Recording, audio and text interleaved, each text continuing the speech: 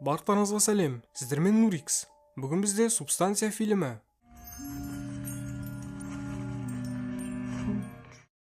Фильм жұмыртқа сарысына әлде бір субстанцияны егумен басталды. Осыдан соң жұмыртқа сарысынан тағы біреуі пайда болады. Келесі сценада құрылысшылар Голливуд аллеясына актриса Элизабет Спарклдың жұлдызын орнатады. Ашылу салтанатына фанаттар жиналып, ескерткішті суретке түсіре бастады. Уақыт өте жұлдызша шытынап, жаяу жүргіншілерге қызық болмай қалады. Ескерткіш орнатылған актрисаға келсек, бүгінгі күнде қартайған Элизабет адамдарды салауатты өмір салтына шақыру мақсатында телебағдарламада өз фитнес шоуын жүргізеді. Түсірілім аяқталған соң ол әжетханаға келді. Әйелдер әжетханасы уақытша жұмыс істемей қалғандықтан ол ерлердікіне кіреді. Кабинаның ішінде әйел шоу продюсері Харвидің әңгімесін естіп қалды. Харви телефон арқылы біреумен сөйлесіп жатып, қартайған Элизабетті экраннан қуып, бір жас қызды әкелгісі келетінін айтады.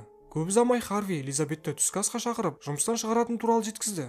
Элизабет жолда келе жатып, өзі түскен жарнама плакатын алып тастап жатқанын көреді. Және бұған есі кетіп қарап тұрғанда жол апатына түседі. Қуанышына орай әйел зақым шекпеді. Соған қарамастан ауруханада дәрменсіздіктен жылап алады. Қолында біртүрлі қалы бар жас ординатор әйелді соңғы рет қарап босатты. Тексеру барысында әйелдің қалтасына қағаз бен флешка салып жібереді.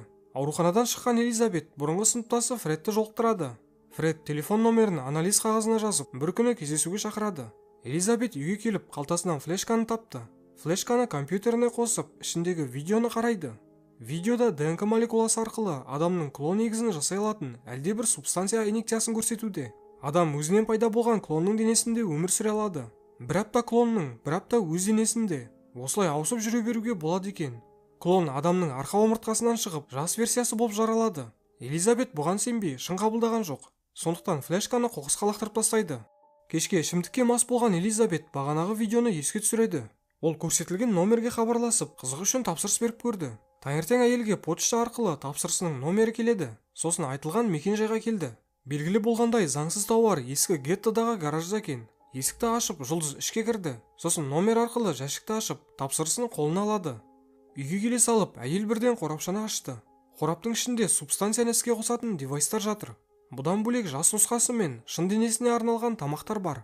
Инструкцияда әр апта сайын міндетті түрде денемен ауысып тұру керектігі жазылған, және екеуінің де бір екені ескертіледі. Материалды зерттеп болып, Элизабет ваннаға келді. Бір реттік уколдан соң бас айнала бастады. Ол кафельге құлады. Есірткі қабылдап алған құсап қатып жатыр. Сол кезде көзінің қарашығы екіге бөлініп, омыртқасы арқылы екінші дене пайда болады. Жаңа денеде оянған Элизабет айнадан жас кезіндегі түрін көрді. Ол өз көзіне өзі сенбейді. Құсып болып, жаңа дене ескі дененің арқасындағы жараны тікті. Сосын өшірулі дене қоректену үшін әлгі қоймалжың затты көк тамырға жалғайды. Келесі күні душтан соң жас дененің мұрнынан қан ағады. Бұл Элизабетке инструкцияда жазылған сөздерді еске түсірді. Сөйтсе ескі дененің ми жолын сұйықтығын тартып, күн сайын дозасын жаңа денеге салып отыру керек екен. Шпагатта отырып дене жаттықтыруын жасап жатқан Элизабет өзінің бұрынғы фитнес шоуына кастинг жарияланып жатқанын көрді. Ол бутиктан купальник сатып алып кастингке келеді. Өзін Сью деп таныстырған қызды продюсер Харви бірден қабылдады. Қыз Харвиге жұмысты бір апта жасап, бір апта демалатынын жеткізді. Ойдан науқас анасын құрастырып, оған қарайтын адам керек деп, бір апта демалысына себеп табады. Бұны естіген продюсер тәнті болды. Себебі алтын жүректі көрікті қыз көрермендерге міндетті түрде ұнайды. Ал егерде видео ұнап жатқан болса, дәл қазір паузаға қойып, лайк басып тіркелуіңізді сұраймын. Сіздер үшін бірнеше секунд, ал мен үшін бұл өте маңызды. Аптаның екінші күні Сью фотосессия жасайды. Оның суреттері көше билбордтарын әп-сәтте жаулап алды. Қалған 5 күнді Сью дайындықпен жаңа киімдер алумен өткізді. 7 күн өткен соң Сью катетермен ине арқылы қанымен Элизабетке ауысады. Оригинал дене таңғас дайындап, клон денесіне қоректік ерітіндіні жалғайды. Харви Элизабетті студияға шақырып, ескі заттарын беріп, қоштасу сыйлығын табыстайды. Элизабет Сьюмен ауысатын күнтізбе құрды, сосын жаңа қорапшаға тапсырыс береді. Тапсырысын алған соң жасаратын күнді асыға күтеді. Әйел Сью болып оянып, ваннаға өзгеріс жасауды шешті. Көрші Оливер құрал сайманның дыбысына ашуланып, тоқтатуға келді. Алайда есікті сұлу қыз ашқанда не үшін келгенін ұмытып қалады. Сью ваннада құпия бөлме дайындап, ескі денесін жасырды. Еске түсірмес үшін бұрынғы суретін тығып тастайды. Сью шоу түсіріліміне келді. Барлығы ойдағыдай өтті. Продюсер Харви жастарынды мақтаудан жалықпады. Аптаның соңғы күні Сью көңіл көтеруге кетеді. Өзіне жігіт тауып, жанында ұзақ қалып қояды. Элизабетте доза азайды. Бұл жаңа денеге әсер етеді. Сью үйге асығып, инструкцияға сәйкес ми жолын сұйықтығын тартып, жаңа денесіне егеді. Осылай жаңа денедегі өмірін 8-ші күнге жеткізді. Бір кезде Сьюдің денесі ет болып беріп, шашырай бастайды. Бірақ бұл түс екен. Қорқынышты түстен оянған Элизабет кешегі күннен қалған заттарды тазалау керектігін түсінді. Кішкенеден соң әйел бір саусағының қарайып кеткенін байқайды. Қартайған саусақ қанша тазаласа да жасармайды. Бұл Сьюдің инструкциядағы қағиданы ұстанбаған үшін болды. Себебі дене 7 күн сайын ауысып тұруы тиіс. Элизабет номерге соғып, саусағы туралы жеткізді, және денеге уақытында оралмаған үшін Сьюге шағым түсіреді. Телефонның арғы жағындағы адам саусақты жасарта алмайтынын айтып, Сью екеуінің бір екенін айтады. Үйде жинап жүріп, Элизабет теледидардан Сьюдің бағдарламасын көреді. Элизабет қазіргі бет-әлпетінен ұялып, оранып алып, кезекті дозасын алуға келді. Элизабет өзін қайтадан жас әрі қалаулы сезіну үшін ескі сыныптасына соғып, кездесуге шақырады. Ол киініп дайындалды. Алайда Сьюдің плакаттағы түрі оны макияжын өзгертуге үгіттейді. Әжімдерін креммен жасырды, бірақ сонда да өз-өзіне көңіл толмайды. Өз түрі үшін қатты ұялған ол үйден шыққысы келмейді. Сондықтан сыныптасының хаттарын жауапсыз қалдырады. Көңіл күйін жоғалтқан Элизабет тоңазытқыштан дәмді тамақтарын шығарып, тойғанша жеп алды. Тойып жеудің салдары Сьюге тиді. Түсірілім кезінде ол арт жағынан бірдеңенің томпайып тұрғанын байқайды. Түсірілімді тоқтатып, Сью киінетін бөлмеге келді. Сосын әлгі нәрсені кіндік арқылы шығарады. Бұл кешегі Элизабет жеген тауық еті. Бұл Сьюдің түсі болып шықты. Ол Элизабеттің көп мөлшерде жегенін көріп, өз фигурасы үшін алаңдайды. Жұмысқа бара жатып, ол Элизабеттің көп мөлшерде жегені үшін ашуланды. Алайда субстанция өндірушілері қайтадан олардың бір екенін жеткізді. Студияда Харви жас жұлдызды шақырып, қуанышты жаңалығымен бөліседі. Сьюдің арқасында бағдарламаның рейтингі өсті. Енді телеканал оны жаңа жылдық шоуда жүргізуші ретінде көргісі келеді. Бұл үшін Сьюге қосымша дайындық керек болды. Сондықтан денеде көп уақыт болып, Элизабеттің уақытында органикалық сұйықтығында мөлшерден тыс қолдана бастайды. Осылай күндер өте берді. Элизабет оянғанда теңгерім ұстанылмағандықтан біршама қыртек беткенін көреді. Ол субстанция номеріне соғып, Сьюдің графикті бұзып жүрген үшін наразылығын білдіреді. Субстанция операторы ұнамаса тоқтатуын ұсынады. Әйел зардап шексе де, жас нұсқасынан айырылғысы келмеді. Бір аяғы қатып қалған Элизабет орнынан әрең тұрып, Харвидің сыйлығын ашты. Ішінен кулинария кітабы шықты. Қартайған Элизабет Сьюдің бағдарламасын қосып, тамақ әзірлей бастады. Бағдарламада Сью өзінің екінші жартысы Элизабетті ескі, қазіргі заманның талабына сай емес деп балағаттайды.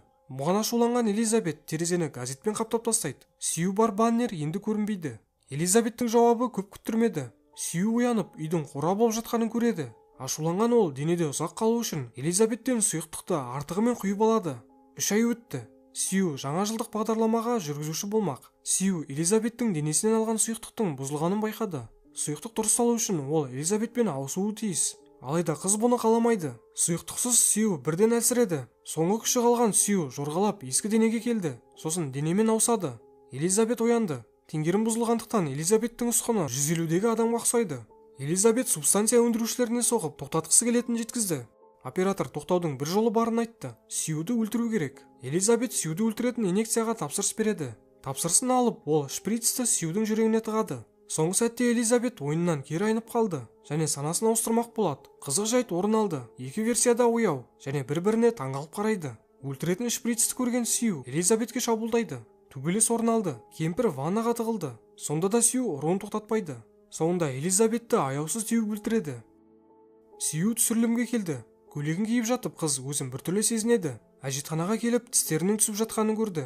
Аузын жуып болып, ол коридорда продюсерді кездестіреді. Барлығы оның көйлегіне тамсанып, бүгін ерекше сұлу екенін айтып мақтауда.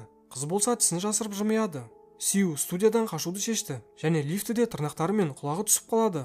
Сью ғимараттан шығып үйге жүгірді. Сосын бір реттік қолдануға болатын көпіршікті тауып, өзіне құяды. Процесс бірден басталып, оның денесінен жаңа Сью пайда болады. Адам емес, нағыз құбыжық дерсің. Құбыжықтың есімі Элиза Сью. Мутант бәле көйлек киіп, жаңа жылдық бағдарламаға дайындалуда.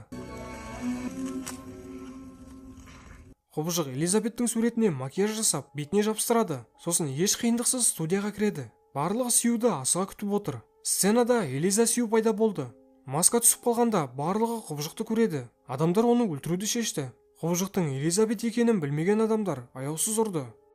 Құбыжық қан-қан болып шашылып, әрең дегенде студиядан шығады. Элизабеттің беті бар биомасса жорғалап жұлдызшаға келді. Сосын еріп кетеді. Келесі күні жұлдыздың үстінде Элизабеттің есімінен басқа ештеңе қалмайды. Достар, осымен кино аяқталды. Егер де ұнаған болса, лайк басып, арнаға тіркелуіңізді сұраймын. Арнамыздан шығатын келесі видеоларды жібере алмас үшін қоңыраушаны басып қойыңыз. Кино туралы қандай ойдасыз? Комментке жаза кетіңіз. Сіздермен бірге болған Нурикс. Келесі кездескенше.